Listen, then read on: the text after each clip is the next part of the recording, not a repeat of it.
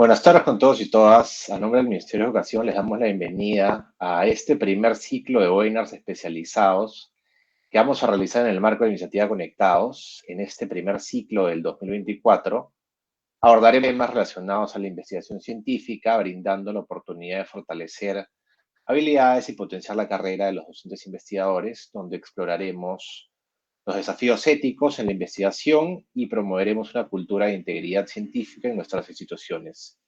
En las próximas semanas hablaremos sobre el impacto de las revistas creadoras en el Perú, colaboración internacional y ética en la investigación, la autoría y filiación en la publicación científica, y cerraremos el ciclo hablando sobre formación en ética para investigadores.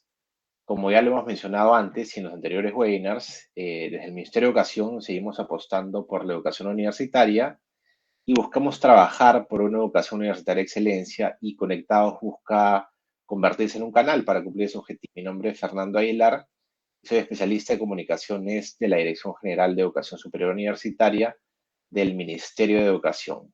El webinar de hoy lo hemos llamado Principios éticos e integridad científica en la investigación, y en este espacio nos acompañará Yosmel Pacheco, quien mostrará cuáles son los principios que aseguran una práctica científica íntegra y ética. Empezaremos dándole la bienvenida. Él es médico veterinario de formación por la Universidad Nacional Mayor de San Marcos, con una maestría en gestión de información y del conocimiento por la Universidad Paul Valéry Montpellier III en Francia, y actualmente es candidato a doctor en ciencias de la información por la Universidad Complutense de Madrid en España. Actualmente es calificado por CONCITEC en el nivel distinguido en el registro RENACYT.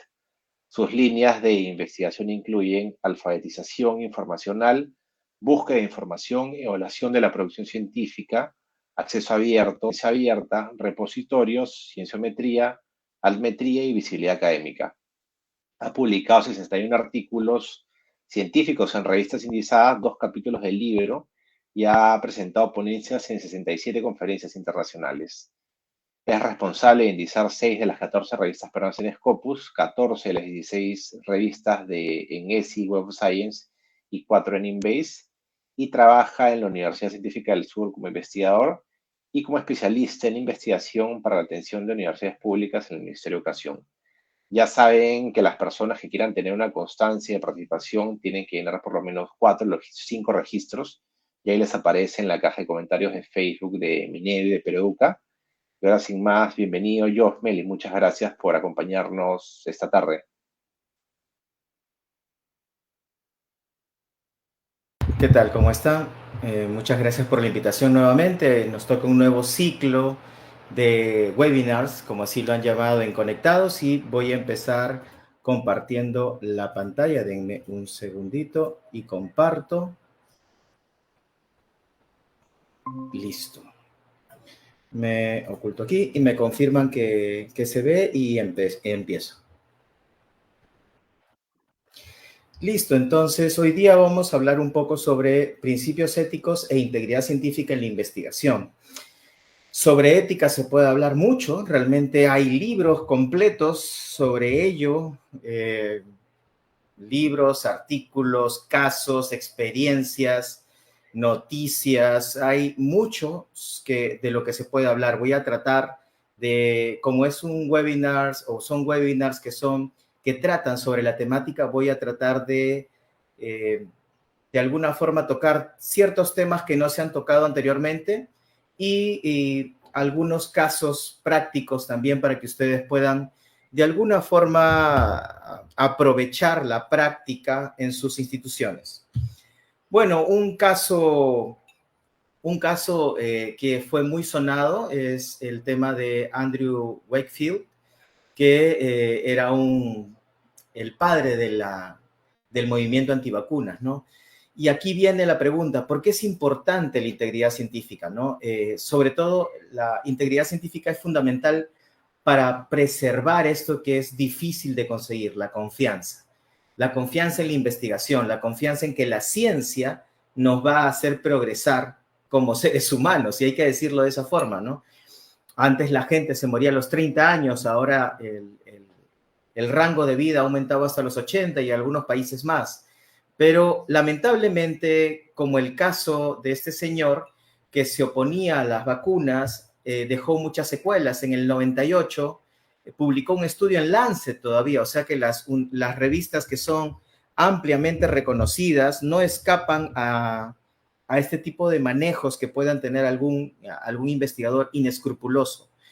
En el 98 publicó un estudio que planteaba la asociación entre la vacuna triple vírica y el autismo, algo que nosotros hemos escuchado mucho realmente, pero lamentablemente ningún grupo de investigadores independientes logró reproducir sus resultados. Y esta es una de las cosas que hay que cuidar en la investigación, la replicabilidad para poder reproducir lo que uno ha investigado, ¿no? En el caso mío, por ejemplo, trabajo en bibliometría y la mayoría de veces, o ahora, en los últimos años, las revistas te piden, por ejemplo, la base de datos para que otro lo pueda replicar para saber si no he manipulado datos, ¿no? Que eso es importante. Cuando a mí me preguntan, oye, necesito tu base de datos, yo le entrego, porque la verdad es que es mejor ser transparente y cuando te preguntan sobre evidencia, no tienes por qué negarte, ¿no?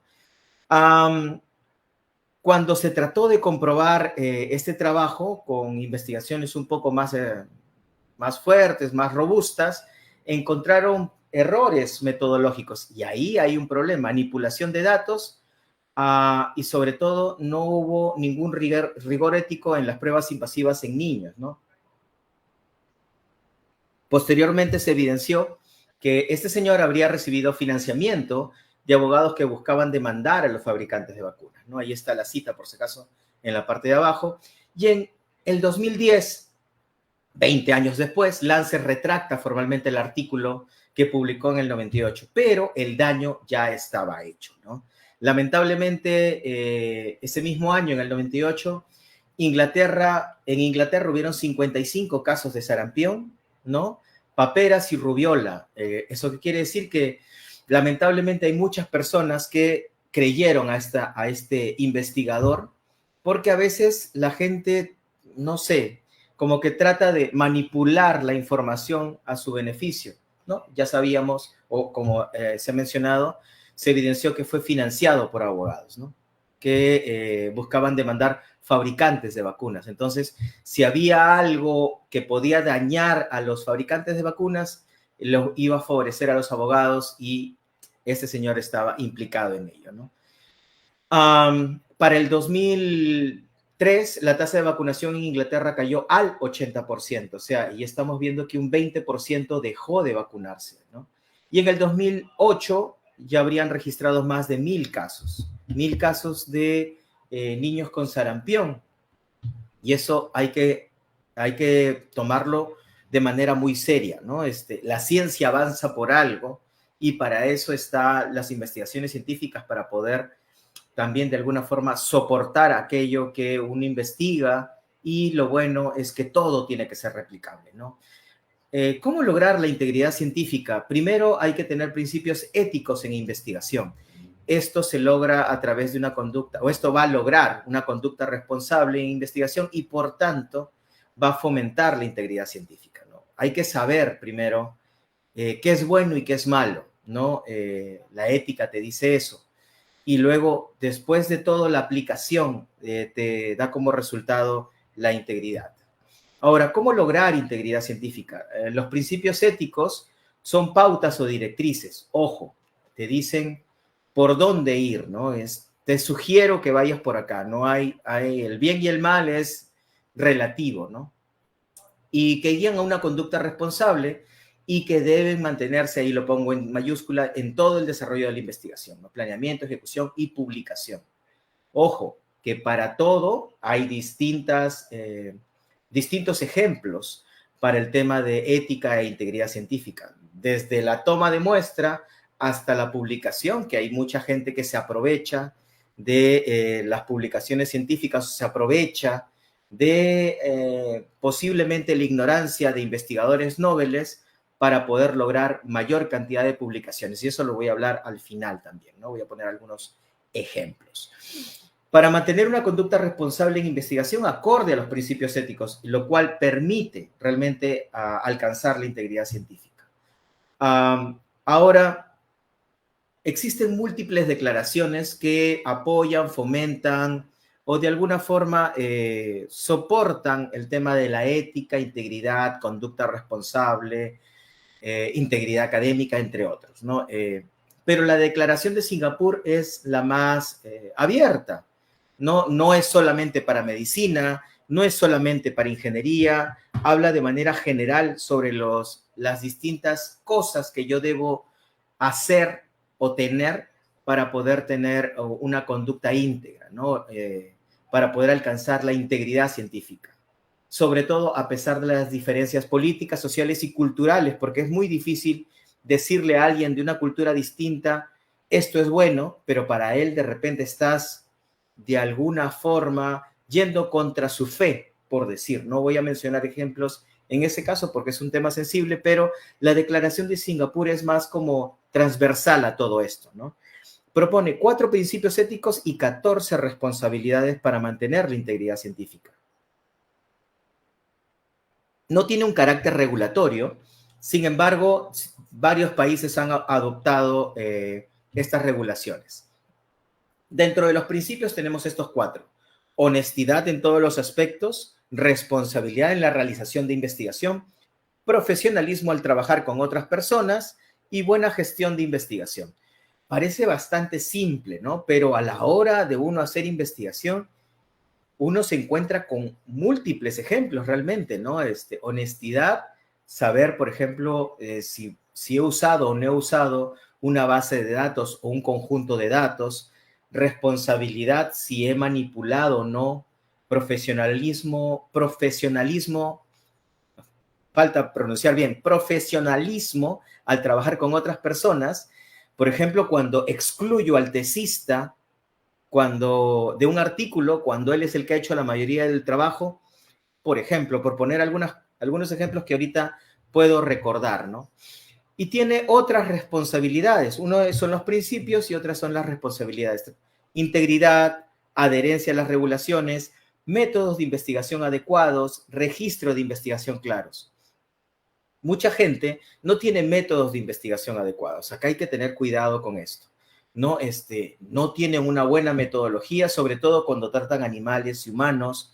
No hay registros de investigación claros. Quieren hacer revisiones y entran a las revisiones sistemáticas y no lo registran, no siguen el método correcto, sobre todo, ¿no? Luego, en responsabilidades tenemos también el compartir datos de investigación de manera abierta, es algo que ya bastante común.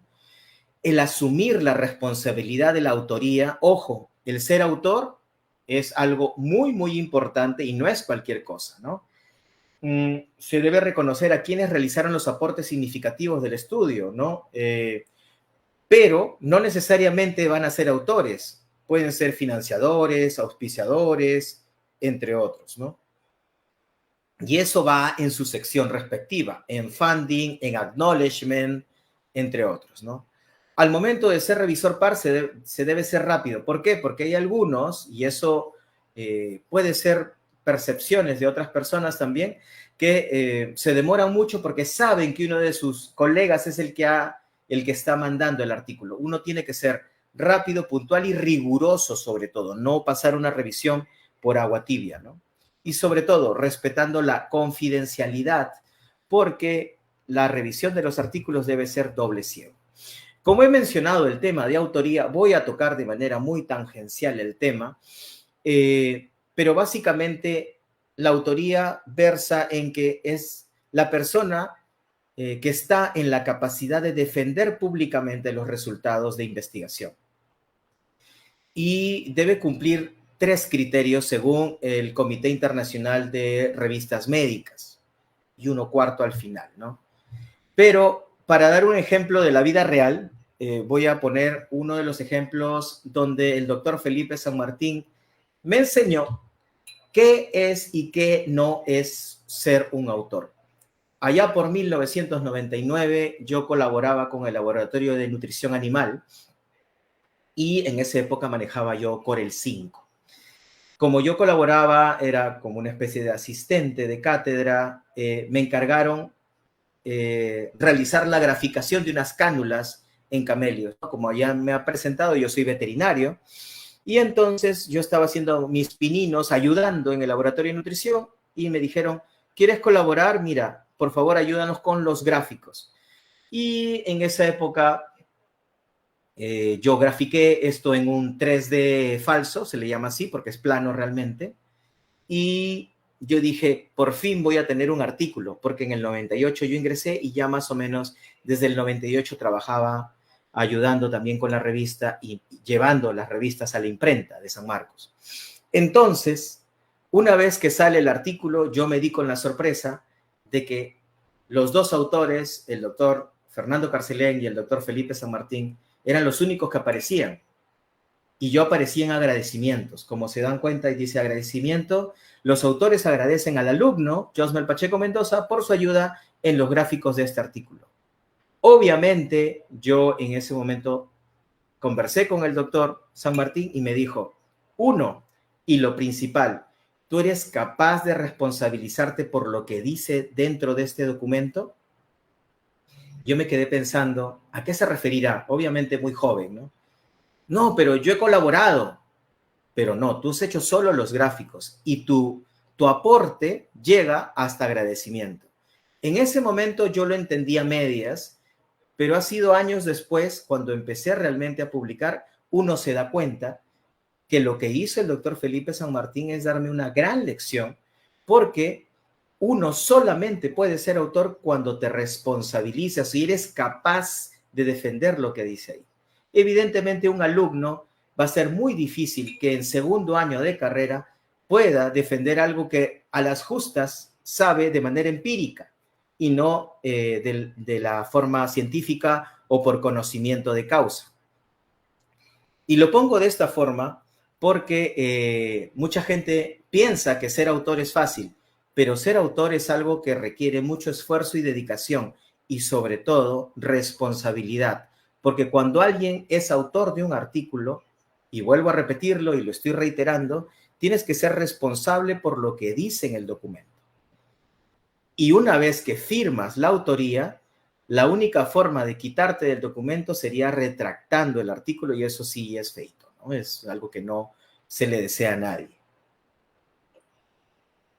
Pero quería poner este ejemplo también porque yo en la Facultad de Medicina Veterinaria, desde que ingresé a la universidad en el 98, me enseñaron y como ven, me enseñaron con el ejemplo.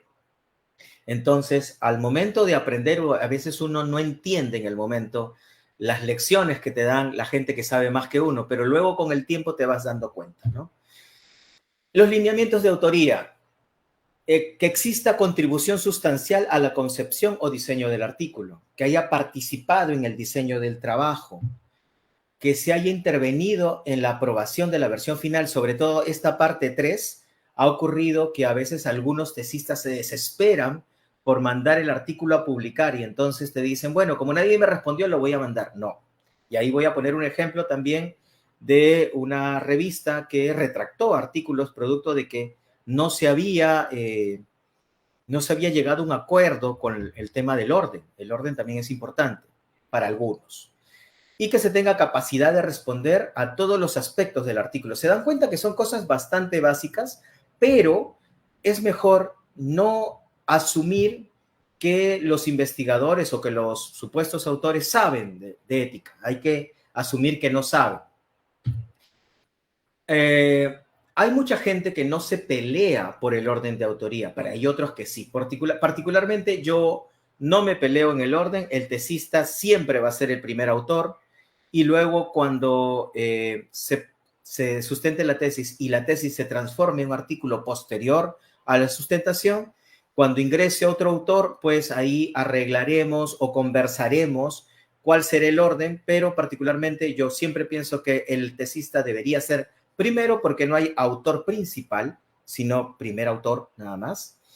Si es que la universidad, por ejemplo, paga el APC del trabajo que se ha realizado en la universidad, el investigador debería ser autor corresponsal, por ejemplo, porque es el que más sabe del tema, es el responsable de responder. Pero más allá de eso, en el mundo, más allá del Perú, voy a decir, en el mundo hay mucha gente que define el tema de autoría de la forma más salomónica posible. Si tú tienes un grupo de investigación y ese grupo siempre todos vamos a publicar, es mejor llegar a un acuerdo, ¿no? En este caso, el ejemplo que ven en la pantalla es que los autores han determinado la mejor forma del orden de autoría, o primer autor, por ejemplo, a través del juego Super Smash Bros. Yo he dicho que en algún momento voy a jugar con mis amigos autores, voy a decirlo así, para ver quién llega primero en Mario Kart, y a partir de eso vamos a tratar de seguir esta tradición que a mí me parece muy bonita, de que no se peleen por el orden de autoría. A mí me parece que el pelearse por el orden es una pelea de egos. Y nosotros como docentes debemos enseñar a los alumnos que el ego hay que dejarlo atrás, porque al final igual lo que importa, más allá del orden, es el aporte que tienes en el artículo, ¿no? Ahora, algunos otros ejemplos que hay es que algunos autores no juegan Super Smash Bros., pero lo que hacen es determinar el orden por, como le llaman, piedra, papel y tijera, ¿no?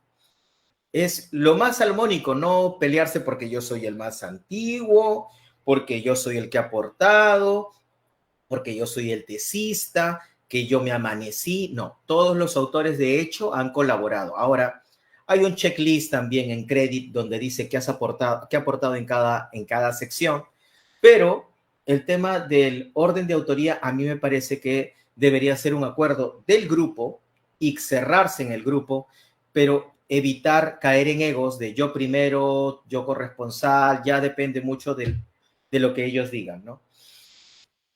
Otras formas que han llegado a determinar el orden de autoría, menciona, ¿no? Después de algunos años de piedra, papel y tijera y lucha de pulgares, lo que hicieron, y cambiándonos de posición mutuamente del autor principal, porque ahí están diciendo cuál es el autor principal, simplemente colocaron, todos los autores contribuyeron de manera equitativa a este trabajo, ¿no? Ya es un acuerdo entre partes. Lo que pasa es que cuando uno va a postular a fondos externos, normalmente el primer autor es el que te da puntaje. Nosotros que ya estamos ciertamente recorridos en este tema, yo diría que hay que dejarle oportunidad a los más jóvenes para que puedan ganar ese puesto, ¿no? Eso ya dependerá también del grupo y en el grupo se debe definir, ¿no? Ahora, la declaración de Singapur también tiene otras responsabilidades, por ejemplo, declarar cualquier conflicto de interés. Los conflictos de intereses son, por ejemplo, yo trabajo para una farmacéutica y estoy haciendo un trabajo sobre un fármaco para animales, para humanos, ¿no? Yo tengo que declarar el conflicto. Por ejemplo, en un artículo que hicimos con Percy Maita sobre universidades licenciadas con facultades de medicina, declaramos que, por ejemplo, yo era estudiante, yo soy egresado de San Marcos, que había trabajado en UPC, que había trabajado en Católica, que había trabajado en... teníamos que declarar nuestros trabajos en ese momento y de dónde habíamos salido. ¿Por qué? Porque estábamos analizando producción científica de universidades.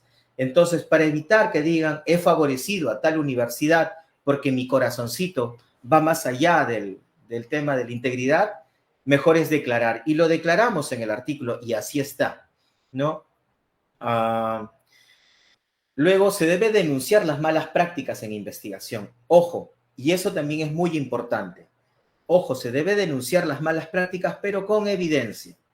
El tema de a mí me parece que algo raro hay, es mejor tener la evidencia o la sospecha suficiente con evidencia, voy a decir, porque hay que investigar mucho, y tratar de denunciar siempre, ¿no? Denunciar a la entidad respectiva, en este caso, la universidad a través de su comité de ética o su comité de ética e integridad científica, ¿no? Pero algo, y no menos importante, se debe contar con procedimientos institucionales preestablecidos, ¿no? Eso también es importante para poder actuar ante las denuncias. Ojo, ¿no? Ojo, también eso es extremadamente importante porque tú puedes tener todo lo demás, puedes declarar tu conflicto, denuncia las malas prácticas, pero ¿qué pasa si denuncias y cae impune la denuncia, ¿no?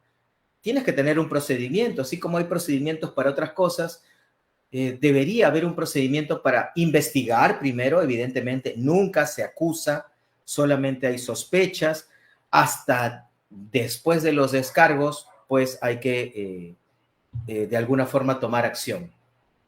Dentro de las responsabilidades también se debe promover las condiciones necesarias para un ambiente de buenas conductas de investigación. Y eso se logra a través, por ejemplo, de la formación, tener una oficina de integridad, ¿no? Hay como la UC-RIO de Reino Unido. Si tú tienes todas las condiciones, tienes educación, tienes una oficina, tienes un comité de ética, tienes un medio para poder denunciar, yo creo que de alguna forma va a ir la cultura de investigación en cuanto a ética e integridad científica va a mejorar, ¿no? Y cuando uno hace investigación, sobre todo en el área biomédica, tienes que tener en cuenta el riesgo social, ¿no? En el tema de animales también, ¿no? No se puede investigar por investigar o no se puede sacar muestras por querer, sino que tiene que haber un fundamento, ¿no? Y ahora, en la investigación clínica, y yéndonos al área de salud, que es una de las áreas que hasta muy poquito producía más el Perú, ahora está Ciencias Sociales, hay un respeto a la autonomía del paciente, ¿no? Maximiza los beneficios del estudio, no maleficencia, evitar causar daño, ¿no? Evidentemente, y acceso equitativo a los beneficios, o sea, hay que ser también transparentes.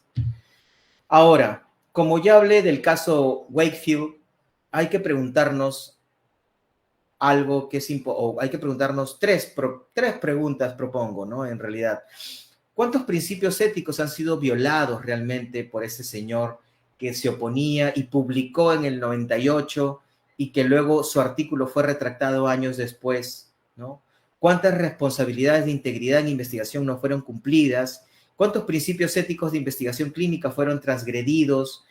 Hay que tener mucho cuidado siempre cuando uno publica algo, porque a la hora de publicar eso queda, ahora más todavía, en la red. Antes publicabas y estaba impreso y podía quedar ahí hasta que alguien lo digitalizara, pero ahora todo lo que pones en la red queda ahí.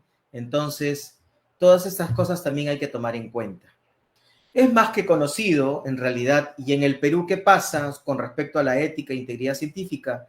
Ya es ampliamente conocido, en la televisión salió La Granja de Científicos Bamba. Acá pongo el ejemplo de uno de los investigadores que de la nada sacó artículos, más de 30 artículos en un año y más de 45 artículos en el siguiente año, que lo que daría es más o menos 2.5 artículos al mes en el 2022 y casi 4 artículos al mes en el 2023. Más que sospechoso porque, a ver, dependiendo del área de la ciencia, si eres medicina, podrías llegar a 10, 14, quizás si tienes grupo de investigación, financiamiento, laboratorio, un montón de cosas deberían confluir, experiencia, algo que no se gana de la noche a la mañana, ¿no? Cuando un investigador pasa de una universidad a otra, lo que compras, entre comillas, o lo que adquieres como universidad es todo ese bagaje que tiene ese investigador, ¿no? Entonces, este investigador, que no he puesto su nombre en la pantalla, fíjense la cantidad de áreas temáticas en las que publicaba, ¿no? Desde medicina, ingeniería, ciencias sociales. Es por eso que toda universidad debe cuidar su producción científica y para ello debe tener al menos alguien o alguien encargado que se encargue de monitorear o a través de sus sistemas CRIS, como por ejemplo el que tienen ya 21 universidades que tienen sistemas CRIS de suscripción, creo que es el sistema CRIS Pure, pueden monitorear a través de la producción científica qué, dónde y cuánto produce un investigador, ¿no? Uno, tienes que cuidar en qué temáticas está publicando. No puede publicar en cualquier área, porque la investigación de lo que investiga alguien que está trabajando en una universidad como investigador debería estar acorde a las líneas de la universidad, ¿no? Hay ejemplos, muchos, donde universidades han publicado artículos, por ejemplo, en informática y solamente tiene facultades de ciencias sociales, por ejemplo, por decir, no voy a poner un ejemplo. Mala conducta científica se refiere a cualquier acción que viole los estándares éticos y profesionales aceptados en el proceso de investigación científica. Esto puede incluir un conjunto de comportamientos inapropiados, que voy a poner aquí solo 3, pero si me pongo a listar todos los malos comportamientos, no termino la hora realmente. Y acá hay algo importante también que ver, es que estos 3 son los más conocidos, ¿no? Plagio, apropiarse de ideas sin darle al autor el reconocimiento adecuado.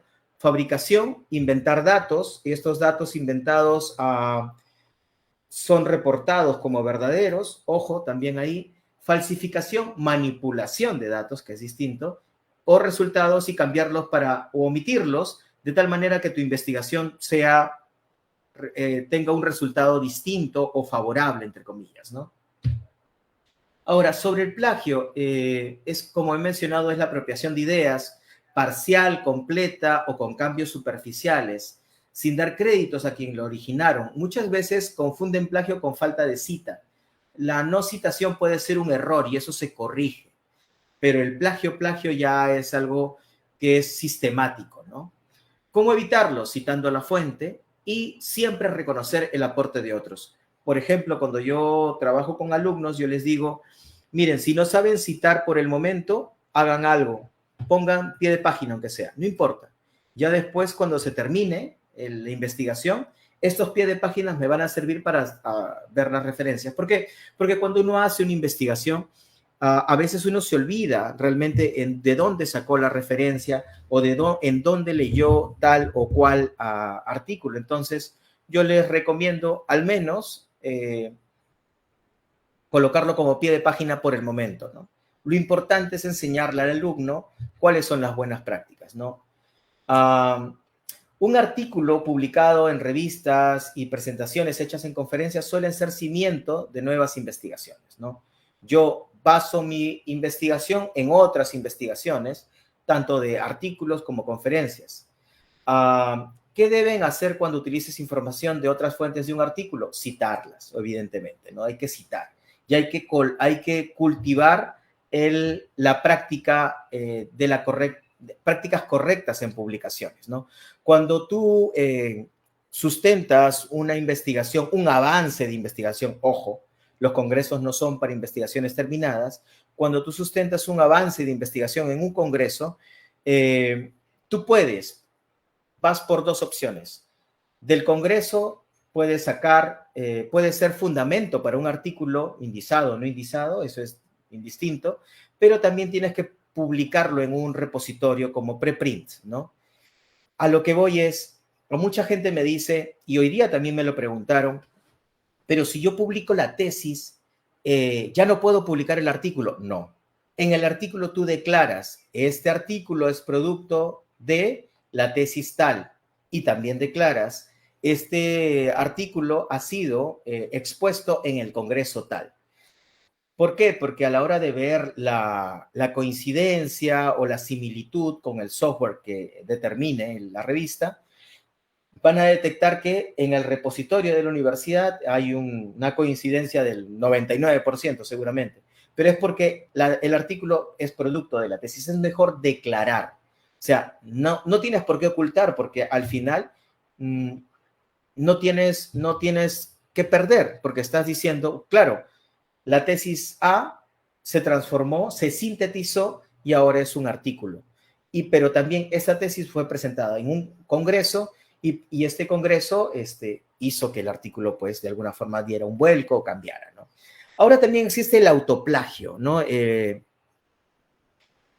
Puede robarse a uno mismo, esto a veces está en el margen, ¿no? pero hay mucha gente que se autoplagia y acá yo he puesto la imagen del Auróboro, por ejemplo, ¿no? Usas trabajos y datos propios en una nueva publicación sin citar, o sea, si he publicado un artículo anteriormente y, y luego hago un artículo muy parecido en la misma línea, pero no cito, es raro, ¿no? Puede ser una omisión, pero es más común decir que es un autoplagio, ¿no? En esencia, el autoplagio es que el autor intenta engañar al lector como si fueran datos nuevos, novedosos.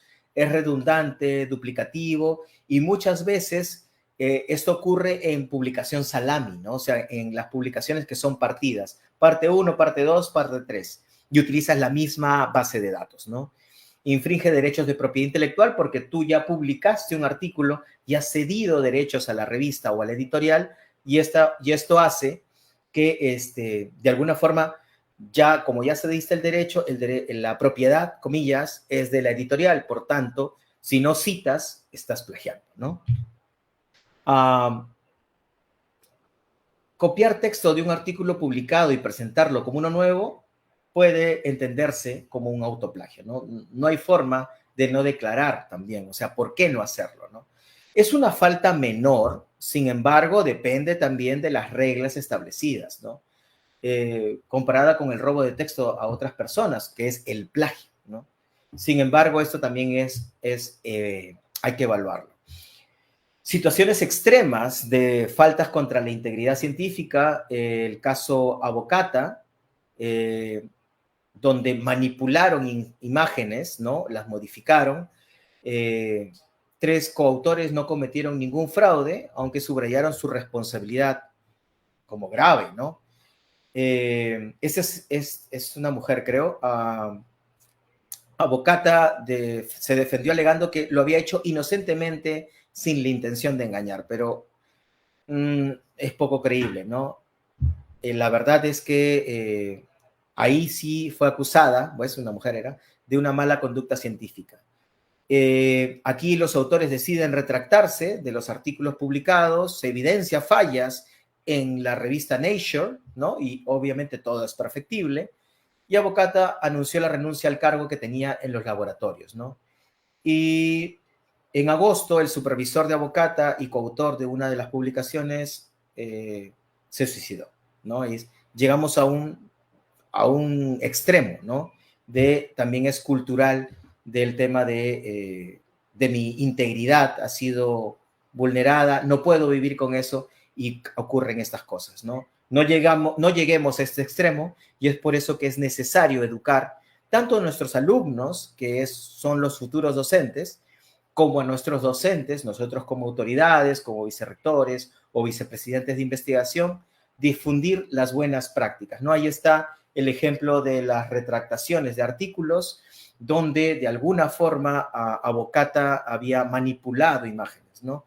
Para poder mostrar algo más bonito. Esto de la manipulación de imágenes también me lo enseñaron en la universidad cuando hubo un concurso de pósters y yo saqué imágenes de microscopía. Como sabía retocar fotos, lo primero que me dijeron es, no se pueden presentar fotos con imágenes trucadas, manipuladas. Me parecían frases muy fuertes, ¿no?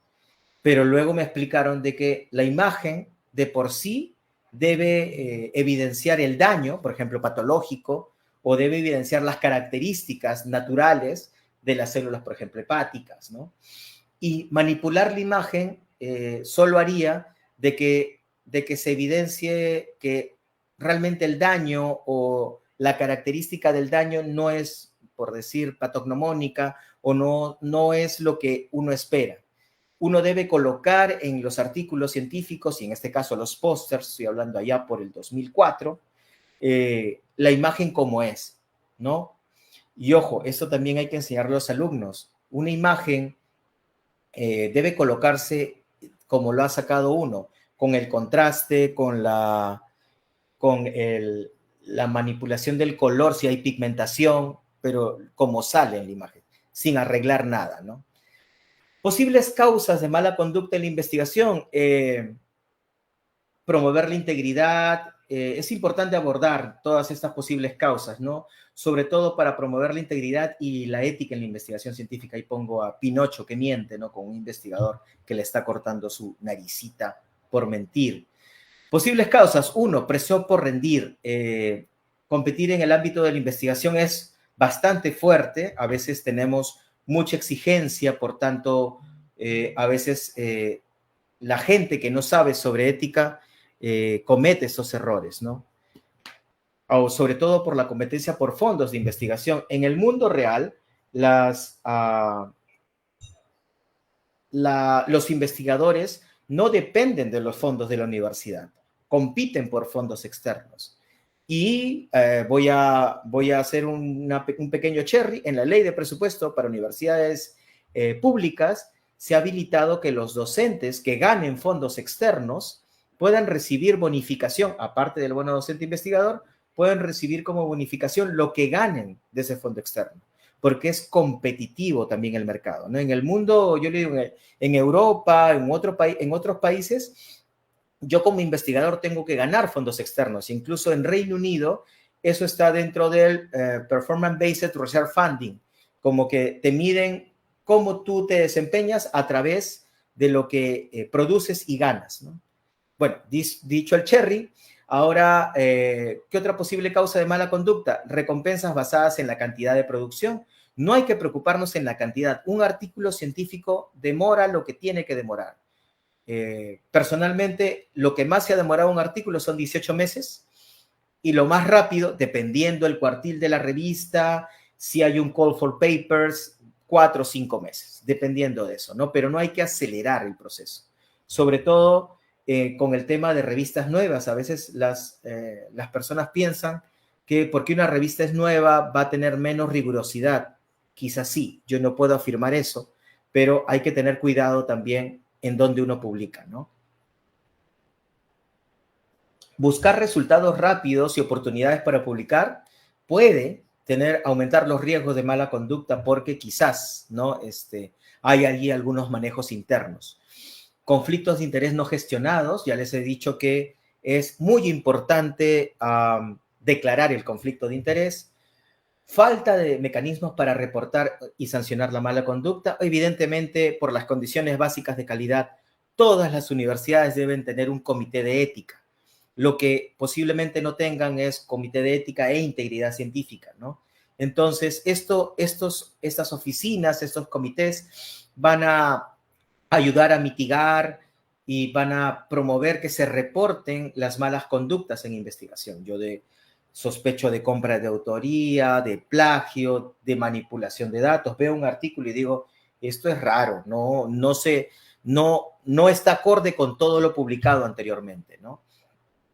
A ver, y hay algunas estrategias para promover la integridad y quizás castigar las malas conductas, ¿no? Ahora, promover la integridad no solo es la parte educativa, es necesario que las instituciones sepan cómo actuar, o sea, tener un flujo también. Una cosa es educar al investigador, al alumno, a la autoridad también, sobre qué es bueno y qué es malo en temas de investigación, y otra cosa es cómo debo actuar ante una conducta. ¿Qué medidas se deben tomar para mejorar la integridad en universidades? Ofrecer oportunidades educativas que se centren en la integridad de la investigación. Debe existir una cultura de comunicación abierta de los equipos de investigación. Deben establecer comités de integridad de la investigación y nombrar defensores o alguna persona que se encargue de tramitar denuncias, por ejemplo, de mala conducta, tener un correo electrónico para denuncias, ¿cómo se dice?, anónimas, ¿no? Ofrecer orientación sobre mejores prácticas en investigación, porque para uno le puede parecer malo. Mire, este profesor acaba de publicar 10 artículos, pero a ver, tiene financiamiento externo, tiene 30 años de experiencia en publicación, tiene grupo de investigación, tiene 3 tesistas de maestría, tiene 4 tesistas de pregrado. Hay que contextualizar, no hay que acusar por acusar, hay que educar también. Se debe promover la transparencia en los conflictos de interés, sobre todo a los investigadores hay que hay que culturizarlos, voy a decir, a todos nosotros sobre el posible conflicto. Hay que declararlo, no hay que ocultarlo, como he mencionado anteriormente, ¿no? La universidad debe elaborar documentos orientativos, ¿no?, que describan las normas aplicables en materia de integridad, ética, entre otros, ¿no? Sobre todo, prestar asistencia para investigar y prevenir estas conductas a través del comité de ética, a través de una oficina, ¿no?, entre otros, ¿no? Procedimientos para tratar alguna conducta inapropiada. Ya voy a terminar, ya falta muy poco.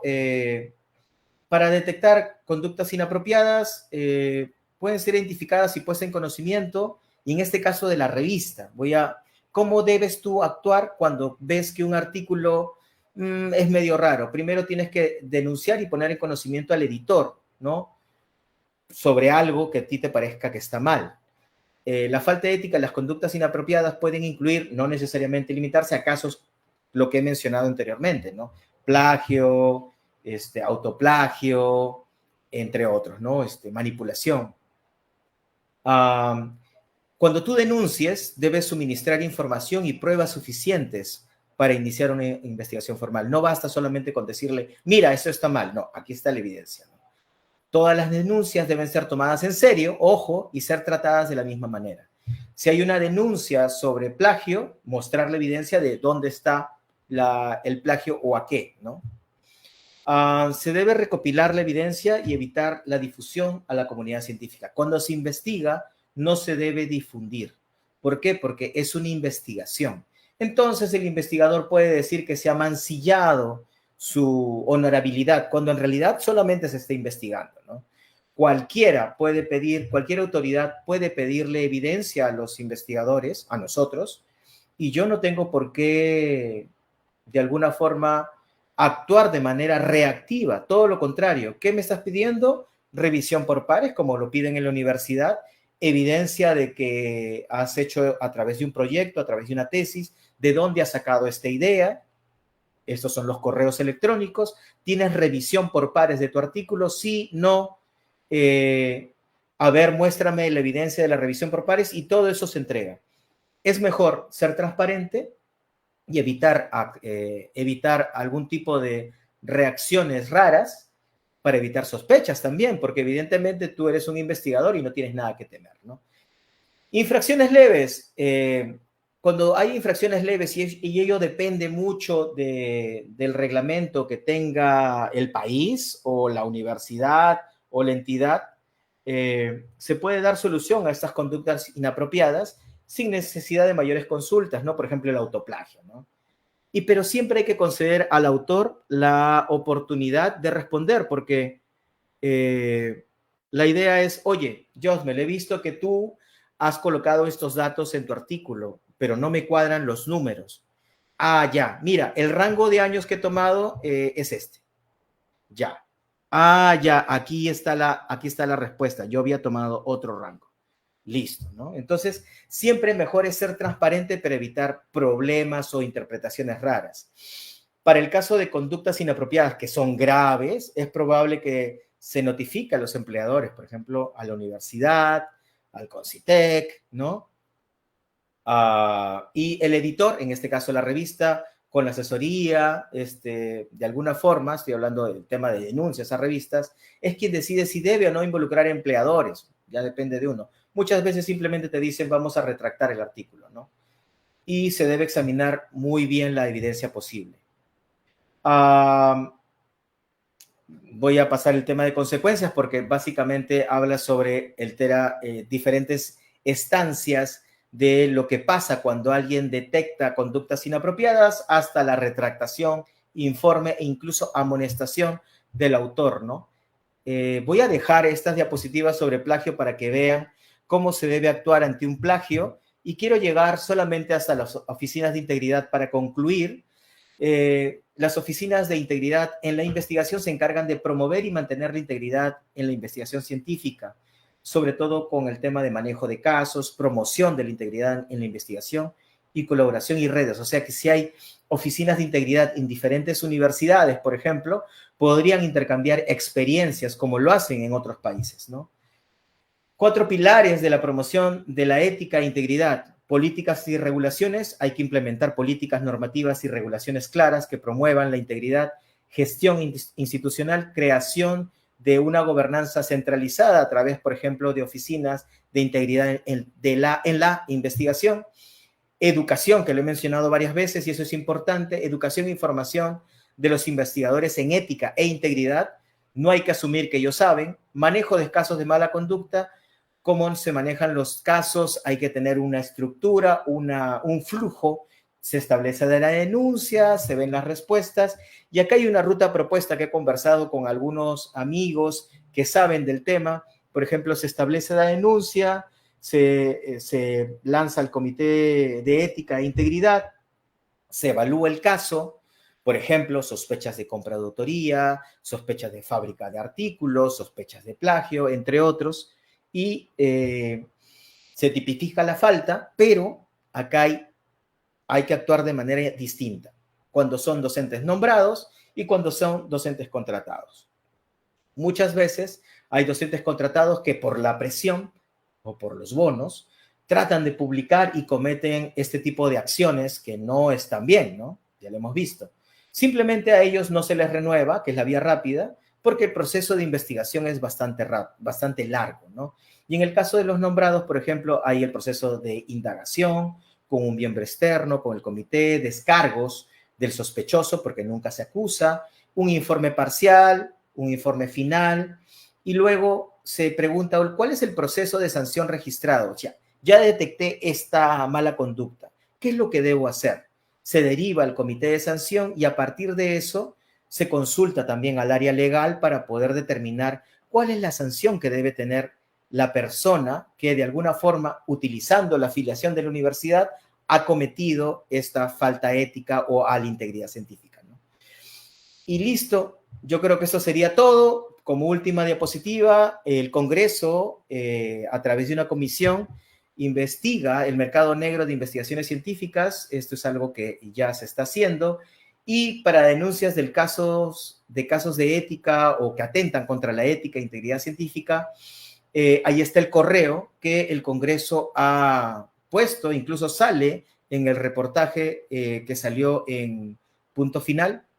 Entonces, yo con esto terminaría para agradecer la oportunidad de conectados y atento a las distintas preguntas que puedan tener.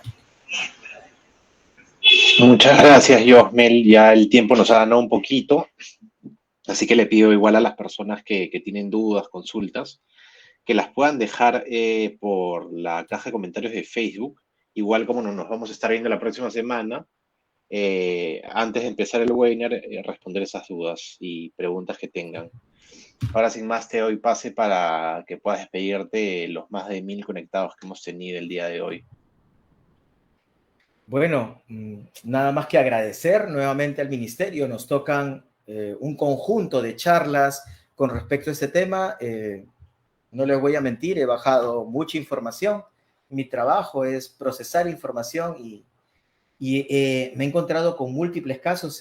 Lo que ha ocurrido con respecto a la ética y la integridad es algo que ha ocurrido en muchas partes del mundo y me parece que lo que tienen que hacer las autoridades es tener mejores reglamentos para evitar que ocurran faltas contra la ética y la integridad científica en sus instituciones, ¿no? Y pues nada, agradecer nuevamente al Ministerio y nos vemos en la siguiente charla.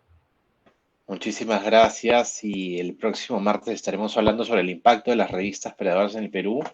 Y ya saben a las personas que todavía se van conectando recién que tienen el registro de asistencia en la caja de comentarios de Facebook y tienen que completarlo si quieren tener una constancia de participación. Muchísimas gracias, Josmel, y buenas noches con todos y todas.